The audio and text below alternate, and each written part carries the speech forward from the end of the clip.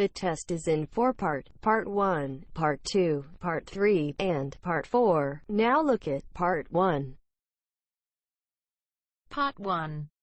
I'm thinking of taking a year off university next year, and I'd like to travel around Europe. First, you have some time to look at questions 1 to 7.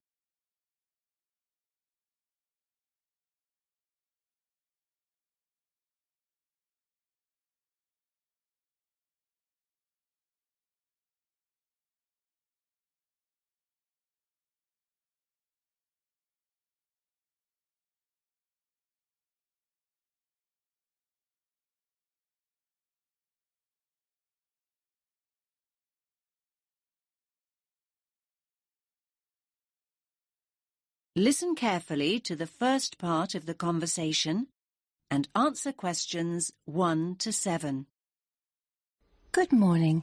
How can I help you? I'm thinking of taking a year off university next year, and I'd like to travel around Europe. OK then. Do you have any idea where you'd like to go? Well, I was thinking of starting in France and then working my way up to Eastern Europe, possibly going as far as Slovakia. Well, there are a number of ways you can do this, and we have various options available. It really depends on your budget and how you'd like to travel. That's just the thing, really. I've just finished my second year at university, so obviously I'd like to do it in as cheap a way as possible. That's fine. Could you give me a rough idea of the price range you're looking at? Realistically speaking, I'm hoping to pay between about £700 and £900. I could stretch to £1,100, but that's really my limit. How long are you thinking of going for? About 10 months. To be honest, you'd be better off travelling for about 7 months, if that's your budget. OK, that's not too bad. So, how would you suggest I travel? Well, because of the time limit, I don't think walking is a viable option. Of course, in this day and age, the most convenient way to get around is by flying, particularly if you've got quite a bit you want to see in a short space of time. Saying that, I still think the best way to get around Europe is by train. As a student, you can also get a student rail card, which means cheaper fares. That sounds brilliant. How do I go about getting a rail card? Well, if you decide that's what you want to do, then we can organise that all for you. You'll need to fill in a form and provide us with 2 passport photos, and we'll do the rest. It costs about £36 plus about £10 administration costs. Great. That's really not expensive at all. And what about buses? I was just thinking if I decide to go to places which are a bit more remote. There are always local buses, but these are not always a good idea. They can be quite unreliable and in some areas quite dangerous because the buses tend to be overcrowded and some of the drivers drive way too fast. So I would suggest you don't do this. That sounds quite frightening. So what are my options then? You could hire a car, but it can be expensive. Still, I do think if you're thinking about going to smaller towns and places which are off the beaten track, then hiring a car is by far the better way to do it. You can also look at sharing the costs by hiring a car with someone else. That's a good idea. I guess I could put a message on the internet. You could do that, but don't forget that you meet people when you're travelling, and you'll probably find someone who's going to the same place as you are. That's true. I want to stay in youth hostels, so I'm sure I'll find people who are interested in going to the same places. Oh, one last thing. What about taxis? I was thinking about if I go out at night. I use taxis all the time here. But taxis abroad are a different story. In certain countries, they're no problem, but by and large, taxi fares are high. Oh. If you do go out at night, try walking home, but make sure you don't do this alone. Try and find people to go out with at night or come home at a reasonable time. But if you're staying in youth hostels, you should find plenty of young people to go out with at night. I'm sure I will.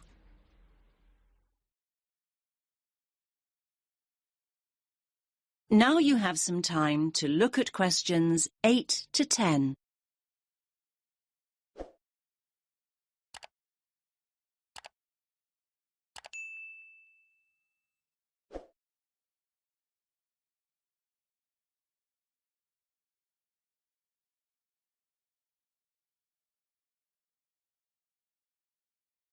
Now listen to the next part of the conversation and answer questions 8 to 10.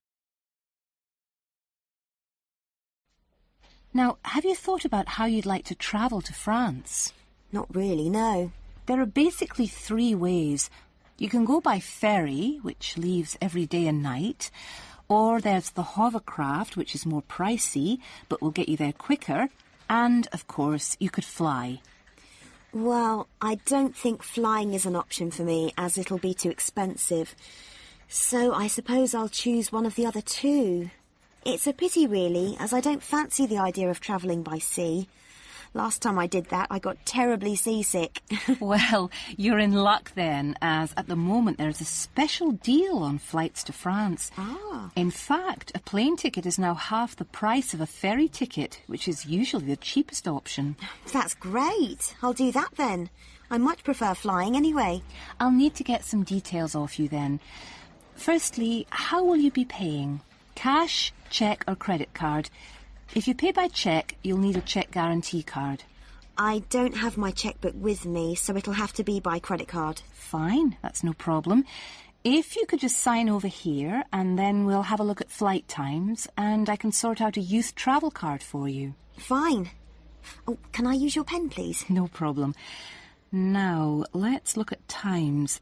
There is a flight leaving at 9 a.m. and one that leaves half an hour later. Or you can choose a later flight at 11:30. No, I think 11:30 is too late, so I think I'd prefer the flight that leaves after 9. I'm not very good at getting up in the morning. No problem. Just give me a moment. Right, that's booked for you. Please remember that if you want to change this, you must give 24 hours notice or you will lose your place.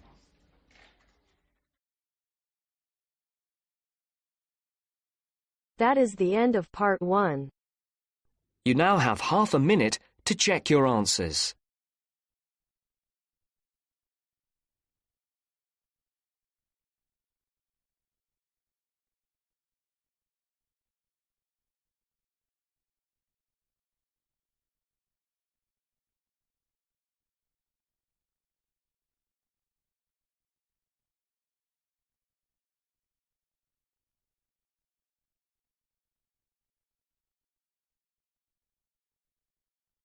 Now turns to part 2.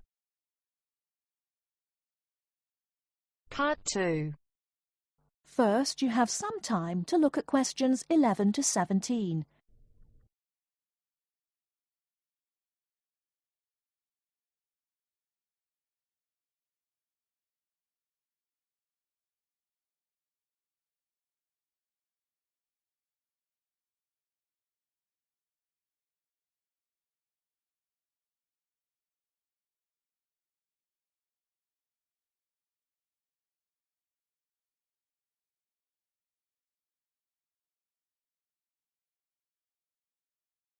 Now, listen carefully and answer questions 11 to 17. Hello, and thanks everyone for coming here today. I know it's always a bit stressful going for a job interview, but it's best to be prepared. For any of you who may not know me, my name is Fiona Ogilvie, and my job is to offer guidance and support for students with special needs. Now, you wouldn't be here today if you weren't interested in finding a job in the holidays. So let's get down to it and see what things you need to be looking out for. Most of you, I hope, will be applying for jobs with the companies that have been recommended by the university. The reason for this is that we here at the university already know these companies and have established good working relationships with them. I've also been to visit all of them and checked out the facilities they have to offer.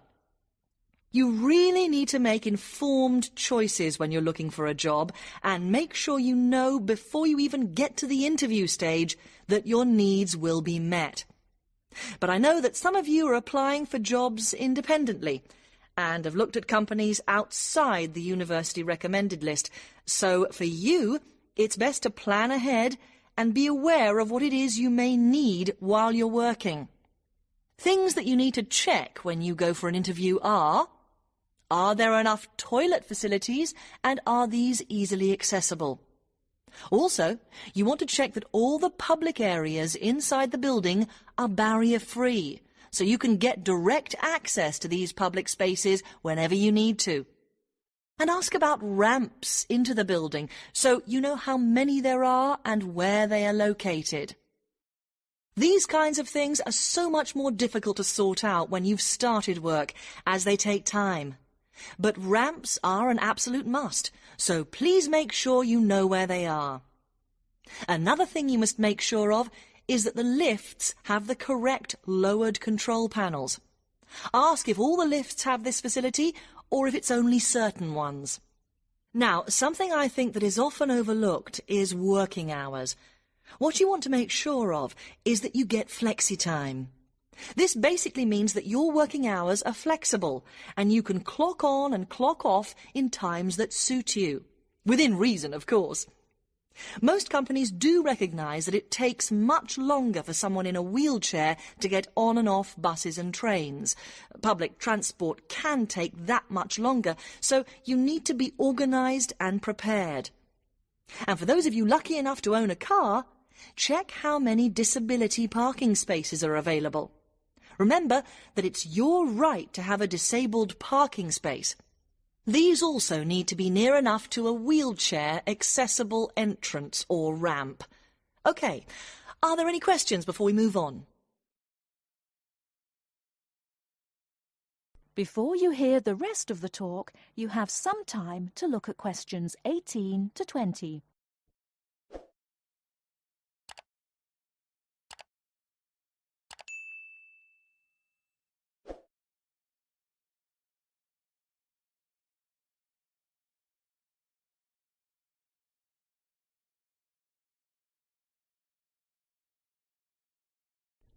Now listen and answer questions 18 to 20. Right, let's move on then. Now I want to talk you through the series of visits to companies which we've got planned for next week. On Monday morning, we will be visiting the Lowland Hotel. They have various summer jobs available, working as a receptionist or conference organiser in their busy conference centre, organising and setting up conferences. You need to be prepared for working in an office environment and spending quite a bit of time talking on the telephone. The bus leaves for the hotel at 9 a.m, so make sure you leave yourself plenty of time to get there. When you arrive at the hotel, please gather in the reception area and wait for someone to take you to your first session, which will be a talk. The talk at the hotel will begin at 10 a.m, and then there will be a short tour of the hotel. There will be a light lunch provided, which is usually salads and sandwiches. The next place we'll be visiting will be on Tuesday afternoon. We'll be going to visit a little local company that makes handmade paper and cards. For those of you studying art, this may be just what you're looking for. We'll be taken on a tour of the company which lasts 3 hours. The tour will start at 3:30 p.m, and after that you'll have a chance to meet some of the staff. Tea and coffee will also be provided. We have no trips planned for Wednesday, but on Thursday morning we'll be going to Tobago Travel Agency. This is a very popular choice amongst our students because you can get student discounts on holidays. We've booked a coach for this, and it'll leave from outside the refectory at 8 a.m. You'll need to bring a packed lunch for this, so please don't forget. There is a little canteen where you can buy hot and cold food, but this is closed on Thursdays. Friday, we'll be having representatives from all the companies visiting us, so you will have a chance to ask any questions. And, of course, put your name down on the list if you're interested in working for them over the summer. This event will take place in the main hall next to the library, and it'll run from 10:30 until 4. I really hope you make the most of this excellent opportunity to not only earn yourself some extra money, but also to gain experience of what it's like to work. And if you'd like to find out more, then please ask some of the students who worked last year. They're all wearing green badges and will be happy to speak to you afterwards. That is the end of part 2. You now have half a minute to check your answers.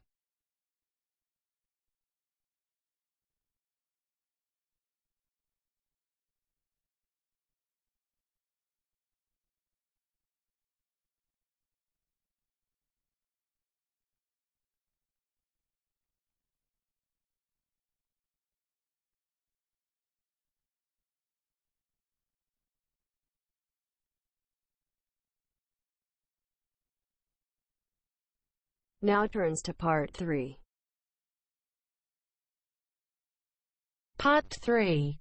First, you have some time to look at questions 21 to 25.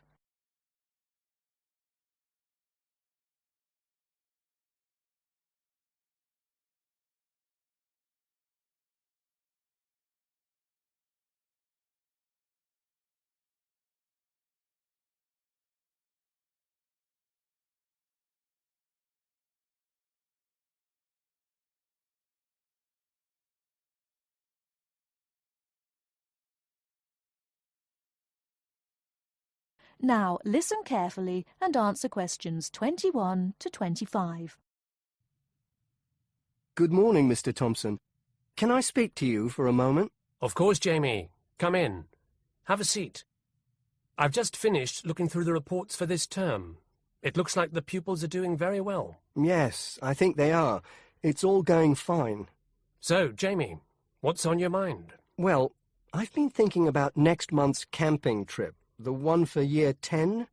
Yes, we've got it scheduled for the 23rd to the 26th, if I'm not mistaken. Actually, I think it's the 24th to the 27th. Let's just check. Oh, right. Yes, you're right. So... Well, I've been thinking about how we might possibly make this year's event even better than last year's. Not that last year's wasn't great, but... Suggestions for improvement are always welcome, Jamie. So, what have you been thinking about? Well, to tell the truth, I wasn't completely happy with the camp we used last year. It was rather small, and I didn't feel that the grounds were particularly well kept. Go on. I did some searching, and I think I found the perfect spot. It's called Shepton Meadows, and... Is that the campsite in the Lake District? No, actually it's just outside Carlisle. It's a huge site, and it's on a lovely lake, Lake Brant, I believe it's called. Half the site is forested, and the rest, the actual camping area, is grassy. For kids that rarely get to see anything more than concrete, it's ideal. And the facilities are amazing. There's a basketball court, a large pool, and a football pitch. There are well-marked trails through the forest for hiking, and the lake is there for swimming and other water sports. I believe there's even a lifeguard service. That sounds like it might suit our purposes perfectly. Did you happen to find out about availability and cost? Yes, as a matter of fact, I did. I called them yesterday evening, and there are plenty of spots available. And because we're a non-profit organisation, they said they would give me a reduction in the price. If I remember correctly, we paid £5 a head last year. Yes, per night, right? Yes, each child paid £10 for the 2 nights. Well, at this campsite, it's only £4 per night. And they told me that if we had over 50 children, which we do, they could give us a further 10% off. That's very reasonable, isn't it? Well, from what you've told me, I think we should probably go ahead and book. Excellent. I'm sure the children will love it. I'm sure they will. Before you hear the rest of the talk, you have some time to look at questions 26 to 30.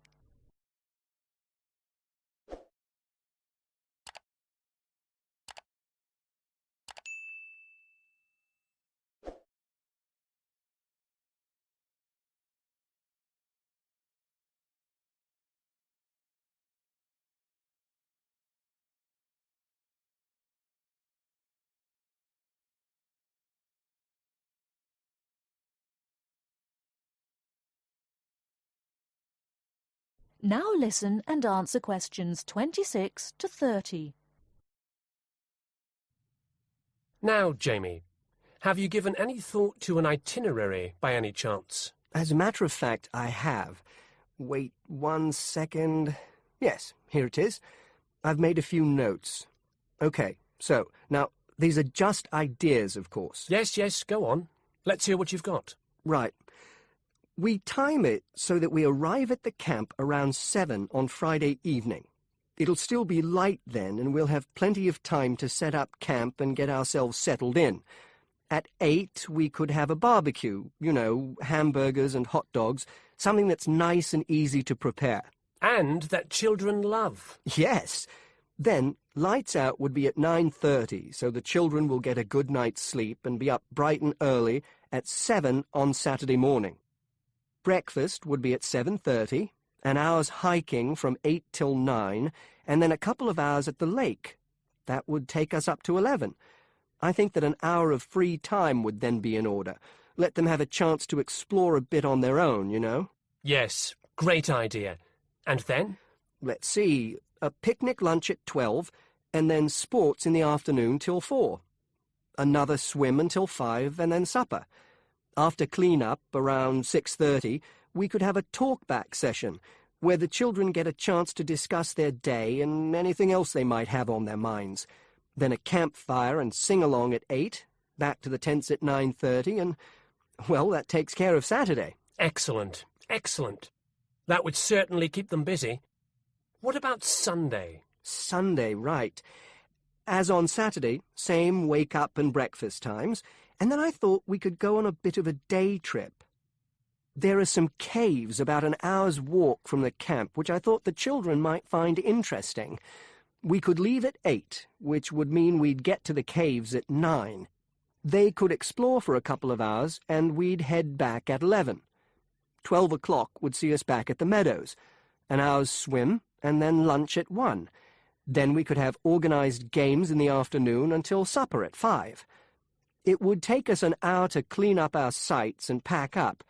We'd be on the buses at 6 and all set to head back into the city.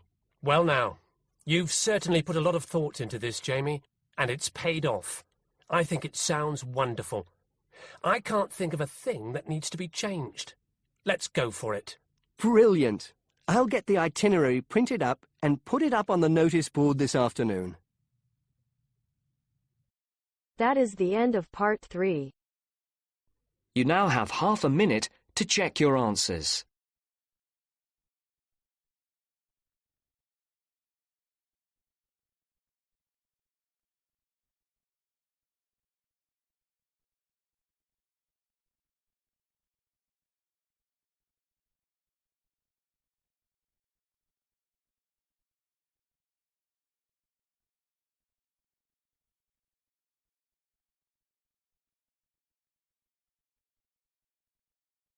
Now turns to part 4. Part 4. First, you have some time to look at questions 31 to 40.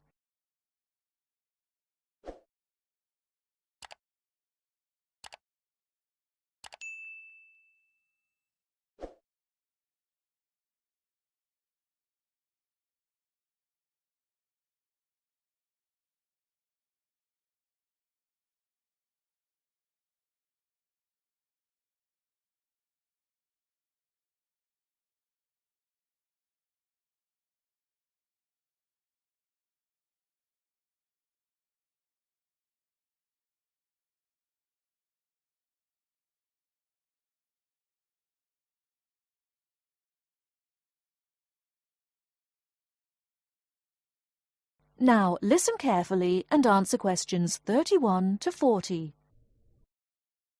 Well, it's the beginning of the digital age, and technology is all set to completely revolutionise the way we watch TV, videos and DVDs and play computer games at home. Here to tell us more about how we will be spending our leisure time at home in future is Anna Zabel. Hello. Yes, there will be huge changes in the way we use television, radio and new media in future. By this, I mean we will be able to do what we want, where we want, and when we want. The result is that our homes will increasingly become home theatres, and all our entertainment at home will be available at the touch of a button. Now, most home entertainment these days is delivered over wires, but this is changing thanks to high-speed broadband. Downloading will become easier, and studios will eventually release movies, songs, and video games directly to the consumer. So, for example, instead of a film opening on the big screen and eventually appearing on television, video, and the internet, it can appear in all formats at once. This means that we will have more choice and control over the media we use. So, how will we use this media in our homes in future? There will be big changes in how we watch video and television. Several research groups and companies are trying to add depth to TV and other video displays in the form of a third dimension. So television and video screens will have depth. What do you mean by depth exactly? Do you mean 3D, like a hologram? That's right. When we say that a hologram has 3 dimensions, it means that we can see not only up and down and left and right, but forwards and backwards too. When we talk about dimensions, we call forwards and backwards depth. So when we say that a hologram has 3 dimensions, it means we can see up and down and left and right, just like a picture or photo.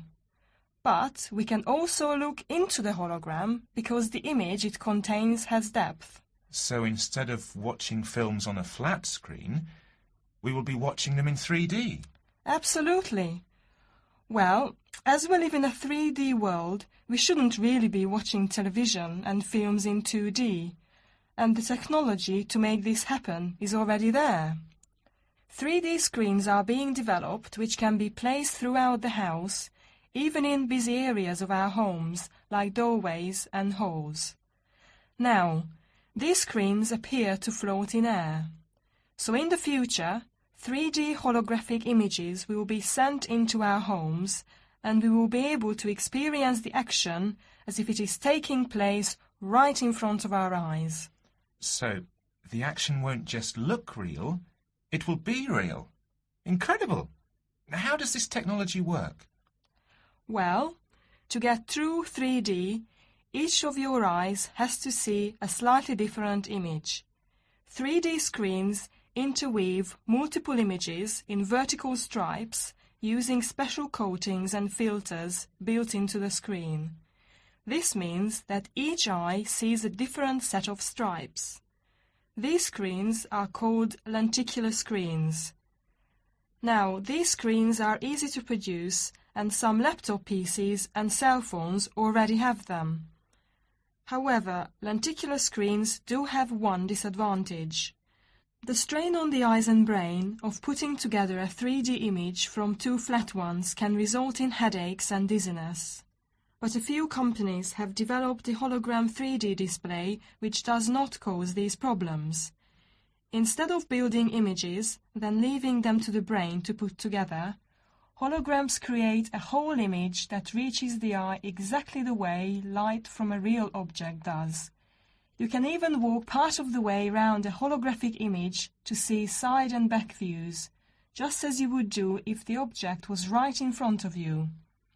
Twin holograms will let a couple watch 2 different programs on the same screen, even if they sit next to each other on the living room sofa. So no more arguing about which program to watch. That's right. Patio screens are being developed too. Patio screens? What are they exactly? Well, a patio screen is a big inflatable screen, which means you can take it outside your home and watch a film in your garden. Some patio screens are even equipped with DVD players, and some new ones may even have a wireless connection. Amazing developments there. Well, join us after the break when we will be talking. That is the end of part 4. You now have half a minute to check your answers.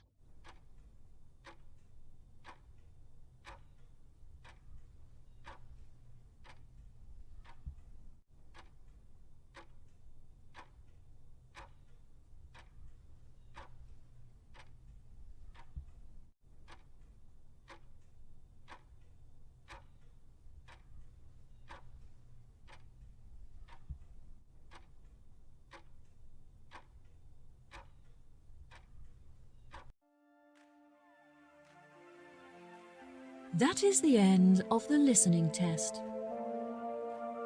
In the Ielts test, you will now have 10 minutes to transfer your answers to the answer sheet.